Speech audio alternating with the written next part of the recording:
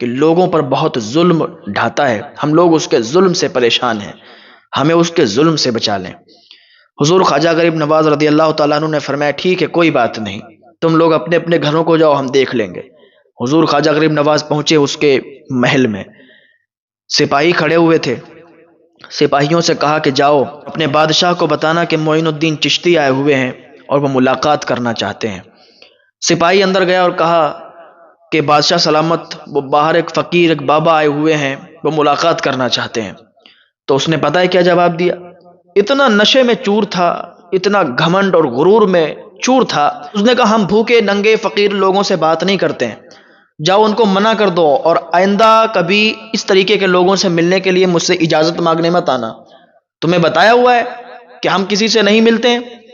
تو وہ آ کے اور جیسے ہی حضور خواجہ غریب نواز کے پاس آ کے کہنا ہی چاہتا تھا کہ اس کی زبان گونگی ہو گئی، وہ گونگا ہو گیا، بول نہیں سکا، اور حضور خواجہ غریب نواز کی آنکھوں میں جب دیکھا تو گش کھا کے گر گیا، وہیں پر بے ہوش ہو گیا۔ حضور خواجہ غریب نواز اندر گئے، اندر ایک سپاہی کھڑا تھا، اس کا بھی وہی حال ہوا، پھر ڈائریکٹ آپ اس کے کمرے میں پہنچ گئے، جہاں پر وہ تھا موجود وہاں پر پہنچ گئے۔ اس نے جب حضور خواجہ غریب نواز کو دیکھا تو اس کی ہمت نہیں ہوئی کہ زبان سے کچھ الفاظ وہ بولے، اس کی اتنی ہمت نہیں ہوئی کہ وہ زبان سے کچھ بات کہے۔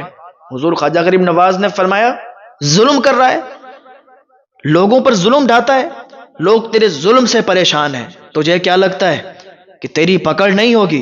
تجھے کیا لگتا ہے کہ تو ایسے ہی معاف کر دیا جائے گا؟ لوگوں پر ظلم کرتا رہے گا اور ایک دن وہ نہیں آئے گا؟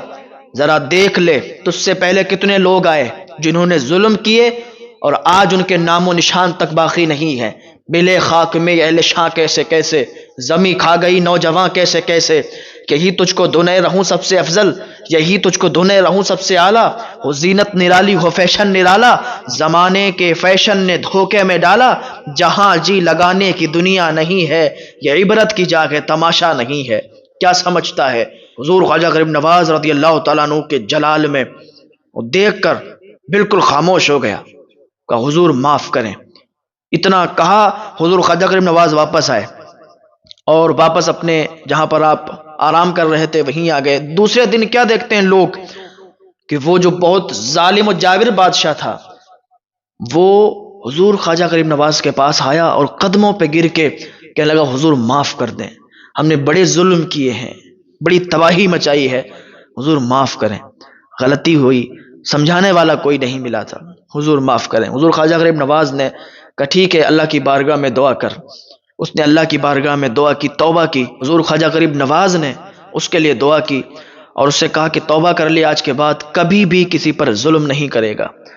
حضور خواجہ غریب نواز کو وہ تحفے تحائف کے طور پر بہت ساری چیزیں دینے کے لیے گیا، حضور خواجہ غریب نواز نے اس کے تحفے قبول نہیں کیے، باقی جو تحفے وہ لایا تھا وہ انہی لوگوں میں بانٹ دیے جن پر اس نے ظلم کیے تھے، جن کا مال ہڑپا تھا، جنہیں بیجا ستایا تھا۔ تو حضور خواجہ غریب نواز کی بہت سی خدمتیں ہیں۔ پھر حضور خواجہ غریب نواز وہاں سے